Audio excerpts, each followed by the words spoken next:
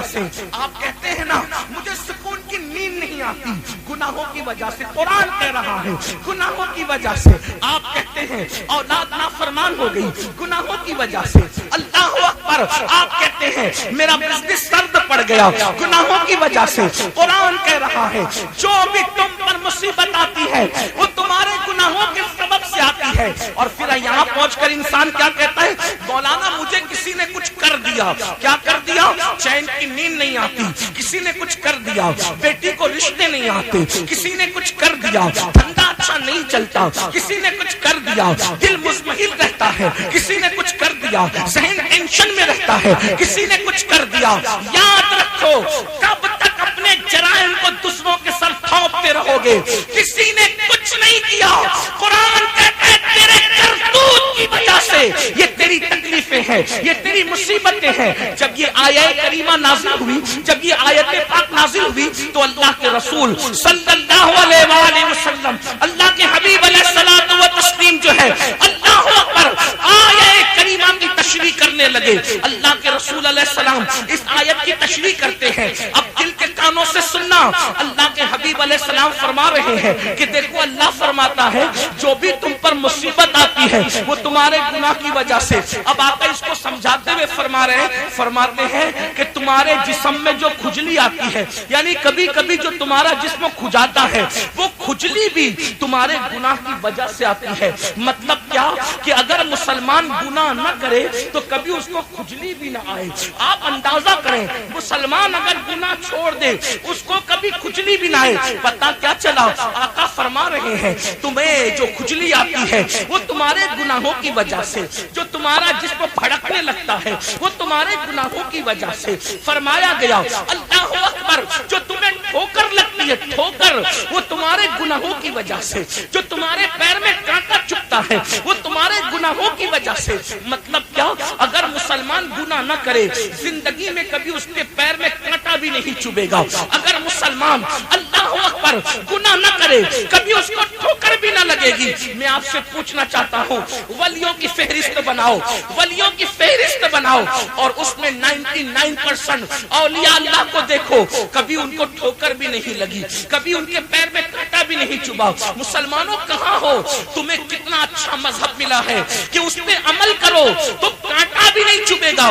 کوئی دنیا کا انسان تمہارا کیا بگاڑ دے گا؟ کوئی دنیا کی مندی تمہارا کیا بگاڑ دے گی؟ کوئی دنیا کا دشمن تمہارا کیا بگاڑ دے گا؟ حد ہے اور حیرت ہے کہ گناہوں کی وجہ سے کانٹے بھی چبھ رہے ہیں گناہوں کی وجہ سے ٹھوکر بھی لگ رہی ہے. اسی لیے اسلاف کا طریقہ یہ تھا کہ جب ان کو ٹھوکر لگتی تھی زخم بعد میں دیکھتے تھے. پہلے وہ استغفار پڑھتے تھے پہلے وہ توبہ کرتے تھے. میرے عزیز میرے بھائی اپنے رسول فرما رہے ہیں کہ کانٹا بھی گناہ کی وجہ سے چبھتا ہے ٹھوکر بھی گناہ کی وجہ سے لگتی ہے بیماریاں بھی گناہ کی وجہ سے ہوتی ہے جسم کے جو ہے وہ اعضاء پھڑکتے ہیں وہ بھی گناہ کی وجہ سے. اب آئیے مشکات شریف کی حدیث دل کے کانوں سے سنیں. اللہ کے رسول غیب داں نبی صلی اللہ علیہ وآلہ وسلم فرماتے ہیں کہ اللہ فرماتا ہے کہ میں ہی اللہ ہوں. اللہ فرماتا ہے حدیث قدسی میں فرماتا ہے میں ہی اللہ ہوں میں عبادہ لا شریک ہوں. اور پھر وہ فرماتا ہے میرے بندو جب تم میرے نافرمان ہو جاتے ہو تو میں تم پر ظالم حکمراں مسلط کرتا ہوں میں تم پر ظالم و جابر حاکم مسلط کرتا ہوں اور ان کے دلوں میں تمہارے لیے سختی پیدا کر دیتا ہوں تمہارے لیے میں تجھے نفرتیں پیدا کر دیتا ہوں. اللہ اکبر. یہ سوچتے ہو کہ اوٹوں کی وجہ سے ظالم حاکم آتے ہیں یا سازشوں کی وجہ سے آتے ہیں؟ نہیں یہ تو ساری چیزیں بہانے اور کھیل تماشے ہیں. اللہ کے رسول نے 1450 سال پہلے فرمایا کہ تم پر ظالم حکمراں کسی سازش کا نتیجہ نہیں بلکہ یہ تمہارے کرتوت کا نتیجہ ہے یہ تمہارے گناہوں کا نتیجہ ہے. حدیث کا اگلا حصہ سن لیں. آقا ارشاد فرماتے ہیں اللہ فرماتا ہے میں تمہارے جرائم کی وجہ سے تمہارے گناہوں کی وجہ سے ظالم حکمراں تم پر مسلط کرتا ہوں اور ان کے دلوں میں تمہاری نفرت ڈال دیتا ہوں. ہم تو توحید کے ماننے والے ہیں ہم تو رسالت کے ماننے والے ہیں. ہمارا عقیدہ ہے کوئی کیا کر سکتا ہے اللہ کی مرضی کے بغیر پتہ نہیں سکتا. لوگوں کے دل خدا کی مٹھی میں جیسا کہ اس کی شان ہے. لوگوں کے دل خدا کی دو انگلیوں کے درمیان ہے جیسا کہ اس کی شان ہے. جس طرف چاہتا ہے محبت ڈالتا ہے, جس طرف چاہتا ہے نفرت ڈالتا ہے. یاد رکھنا, اگر کسی ملک میں کوئی کافر تم پہ ظلم کر رہا ہے, اگر اس کی بجائے مسلمان کو بھی تم حکمراں بنا دو اور تمہارے کرتوت یہی رہے کہ تم رات کو زنا کے اڈوں کو آباد کرتے رہو, تو پھر وہ تمہیں محمود غزنوی جیسا حکمراں نہیں ملے گا, پھر وہ حجاج بن یوسف جیسا حکمراں ملے گا.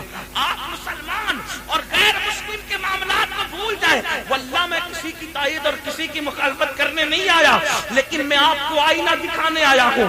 اگر آج بھی آپ یہ سمجھتے ہو کہ مسلم غیر مسلم کا معاملہ ہے, ہو سکتے ہیں معاملات, لیکن جس حدیث کی روشنی میں گفتگو کر رہا ہوں یہاں تو اپنے جرائم کا معاملہ ہے, یہاں تو اپنے کرتوت کا معاملہ ہے.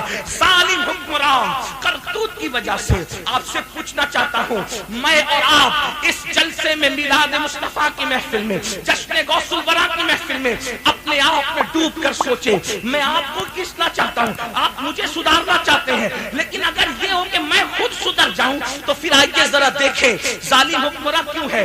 تمہیں لوج میں بکتی ہوئی بیٹیوں سے ہمدردی ہے, تمہیں گھروں پہ چلنے والے بلڈوزر سے تکلیف ہے, تمہیں ستانے والوں سے بے قراری ہے, تو آپ سے پوچھتا ہوں یہ تو آپ کی وجہ سے ظالم حکمراں مسلط ہوئے ہیں. جب تک کہ رات کی تاریکیوں میں زنا کے اڈے آباد کرتے رہو گے, جب تک رات کی تاریکیوں میں نشے میں دھت پڑے رہو گے, جب تک عورتوں پہ پاپ کی نظریں ڈالتے رہو گے, جب تک سود کے دھندے کرتے رہو گے, جب تک زنا کے اڈے آباد کرو گے. ہاں اے امت کے درد میں تڑپنے کی بات کرنے والوں, کسی بیٹی کی آبرو لٹتی ہے, تم واٹس ایپ پر اس کو عام کرتے ہو بڑے درد دل کے ساتھ. دیکھو مسلمان کی بیٹی کو یہ ہوا, یہ ہوا, یہ ہوا, یقیناً جس نے کیا غلط کیا, لیکن اگر ان بچیوں کی آبرو کے لٹنے کا درد ہے, قرآن کہہ رہا ہے یہ تیرے گناہوں کی وجہ سے یہ دن دیکھنے پڑے. حدیث کہہ رہی ہے تیرے جرائم کی وجہ سے یہ دن دیکھنے پڑے. کانوں میں ایئر فون لگا کے گانے سننے والوں, نرم نرم قدوں پہ لیٹ کر کے زنا کے مناظر دیکھنے والوں, بھنگ کھانے والوں, چرس پینے والوں, اللہ اکبر, ہیروئن یوز کرنے والوں, ڈرگ یوز کرنے والوں, آپ سے پوچھتا ہوں وہ کون سا گناہ ہے جو مسلم جوانوں میں موجود نہیں ہے, وہ کون سے جرائم ہیں جو مسلم امہ میں موجود نہیں ہے. حالات یہ ہیں, اللہ اکبر, مسجدیں ویران ہو چکی ہے, مسجدیں مرثیہ خواہ ہیں, مسجدوں کی چٹائیوں پر دھول پڑی ہوئی ہے. جمعہ کی نماز میں خطبے سے پہلے آتے ہیں, 2 رکعت پڑھ کے بھاگ جاتے ہیں. بڑی معذرت کے ساتھ جلسے میں ہزاروں کی تعداد میں تمہاری شرکت میرے کلیجے کو ٹھنڈک نہیں پہنچاتی. اللہ دلوں کے حالات جانتے, وہ علیم بذات الصدور ہے. اللہ کی عزت کی قسم, یہ کسی سیاسی لیڈر کو آپ خوش کر سکتے ہیں ہزاروں میں شریک ہو کر. میں شکر کرتا ہوں اللہ نے آپ کو توفیق دی آنے کی, لیکن میرا کلیجہ اس سے ٹھنڈا نہیں ہوتا. کیوں؟ صرف سننے کے لیے جو قوم جمع ہو اور عمل کے لیے جمع نہ ہو, تو ایسا جمع ہونا یہ قیامت کی نشانیوں میں سے ایک نشانی ہے. اس دن میرا کلیجہ ٹھنڈا ہوگا. جیسے جلسوں کے لیے جذبات ہے, ویسے فجر کی نماز کے لیے بھی جذبات ہو جائے. نعرہ تکبیر, نعرہ رسالت, نعرہ حیثیت, مشرق اعلی حضرت, فیضان اعلی حضرت, فیضان خواجہ غریب نواز, فیضان حضور شابر پاک, فیضان حضور مخدوم سنہ, فیضان اولیاء کرام حضرت علامہ سید امین القادری صاحب قبلہ. سروں کا سمندر سیاسی جلسوں میں دیکھا جاتا ہے, مذہبی جلسوں میں سر نہیں بلکہ دل دیکھے جاتے ہیں. ہمیں حسین پاک نے بتایا ہمیں 22,000 منافقوں کی ضرورت نہیں ہے, ہمیں محمد مصطفیٰ کی وفاداری کی ضرورت. سبحان اللہ, سبحان اللہ. رسول علیہ السلام نے فرمایا قریب قیامت, قیامت کی نشانیوں میں سے ایک نشانی ہے، لوگ دین کی باتیں سنیں گے، کریں گے رسمی طور پہ، اس پر عمل نہیں کریں گے۔ کہیں وہ دور تو نہیں آ گیا؟ مسجدوں کو سوچو تو صحیح، مسجدیں ویران ویران، مسجد کی چٹائیوں پہ گرد و غبار۔ کتنی سادگی سے میرا جوان کہتا ہے مولانا نماز کے لیے ٹائم نہیں ملتا۔ کس نے کہہ دیا ٹائم ملے تو نماز پڑھنا ہے؟ آؤ ایک حدیث آپ کی خدمت میں پیش کروں اور اس میں تشریح اعلیٰ حضرت کے والد امام المتکلمین علامہ نقی علی خان کی پیش کروں، ذرا توجہ سے سننا۔ امام المتکلمین لکھتے ہیں، حدیث تو آپ نے سنی ہوگی لیکن تشریح تھوڑا سا اس پہ توجہ کرنا۔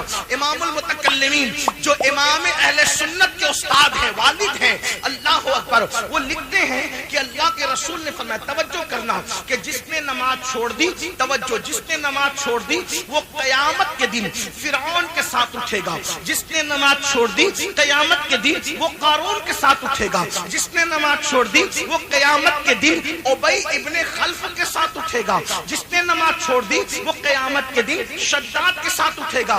گویا کے 5 نام لیے گئے۔ اب ذرا ان 5 پر ذرا غور فرمائیں۔ فرعون کون؟ موسیٰ علیہ السلام کا دشمن۔ قارون کون؟ جس نے موسیٰ علیہ السلام پہ زنا کا الزام لگایا۔ کتنا بدترین قارون، کزن تھا حضرت موسیٰ علیہ السلام کا، لیکن جب زکات طلب کی تو اس نے اپنی زکات بچانے کے لیے جناب موسیٰ کلیم اللہ پر زنا کا الزام لگایا۔ حضرت موسیٰ کا چہرہ سرخ ہو گیا۔ اللہ نے فرمایا موسیٰ یہ تیرا مجرم ہے، میرے کلیم، تو سزا اس کو دے گا۔ حضرت موسیٰ نے جلال میں کہا زمین دھسا دے اس کو اپنے اندر۔ وہ زمین میں دھستا چلا گیا۔ جب وہ کمر تک دھسا تو پھر اس نے کہا اچھا موسیٰ میری دولت پہ قبضہ کرنے کا خوبصورت بہانہ نکالا کہ مجھے دھسا رہے ہو تاکہ میری دولت پہ قبضہ کر لو۔ حضرت موسیٰ نے فرمایا رکو، اس کی دولت کی ساری تجوریاں اس کے سر پہ رکھ دی جائیں اور یہ دھسے گا تو اپنی دولت کے ساتھ دھسے گا۔ اللہ اکبر، وہ دھستا رہا۔ روایتوں میں آتا ہے جس دن سے جناب موسیٰ نے کہا تھا دھستا رہے گا وہ دھس رہا تھا، لیکن جس دن میرے نبی کی آمد ہوئی اللہ نے فرمایا اب قارون کو دھسایا نہ جائے گا کیونکہ محبوب کے قدم زمین پر لگ چکے ہیں۔ اللہ اکبر، یہاں ایک بات اور عرض کرنا چاہتا ہوں، قارون دشمن رسول ہے۔ اللہ اکبر، ابو لہب کا بھی تو کوئی رشتہ تھا، اللہ، لیکن قربان قارون کا کوئی رشتہ نہیں، نہ زمانہ وہ ہے، نہ عصر وہ ہے، نہ دور وہ ہے، نہ تعلق وہ ہے، کچھ بھی نہیں ہے۔ بس محبوب کی ولادت کیا ہوئی، قدم زمین پہ کیا لگے۔ قارون کے لیے کہا گیا جتنا دھسنا تھا دھس گیا، اب آج کے بعد نہیں دھسے گا۔